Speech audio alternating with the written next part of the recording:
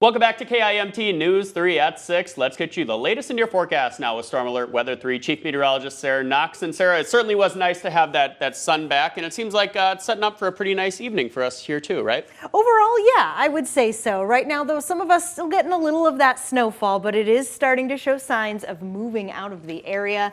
We're talking pretty far south, too, at least the southern tier of our area, and Mason City included.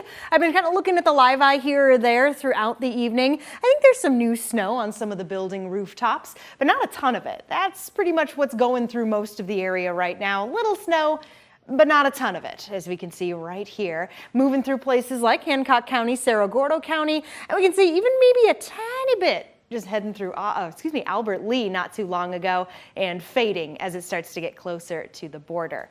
Overall, though, it's been kind of a split day. Some of us with the cloud cover, others with more of the sunshine.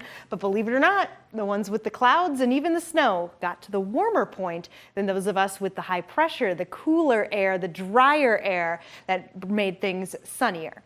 All right, zooming into those areas, and we can see just over the course of the last couple hours, just whoosh, right through Mason City right there.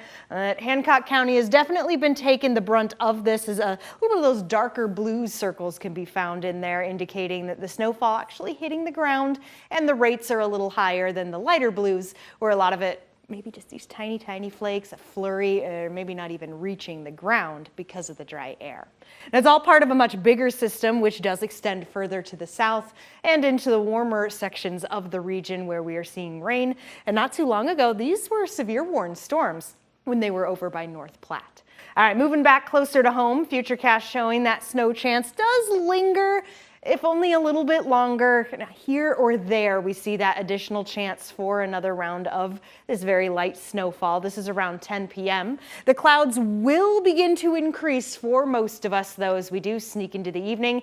And there they go off to the east. And as we're waking up on Thursday, more sunshine breaking through. And another story, the winds back in from the south, which will have a very big impact on these numbers right here, the temperatures. Right now, 22 in Rochester, 27 in Mason City, and we're still seeing it a little warmer. Forest City Garner at 28. Once again, where the high pressure is the dry, cooler air versus where we see a little more moisture.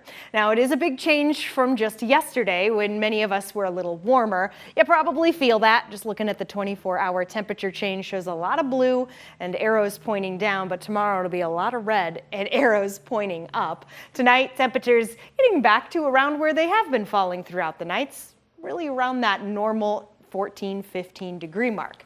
And talking about the temperatures rising, there it is, but it doesn't last long before we fall right back down. And then Saturday, we'll also be watching for some more impactful snow for all of us, more widespread. That's something we'll have more details on as we continue through the week. Ryan. All right, Sarah, we will see how that develops. Thank you.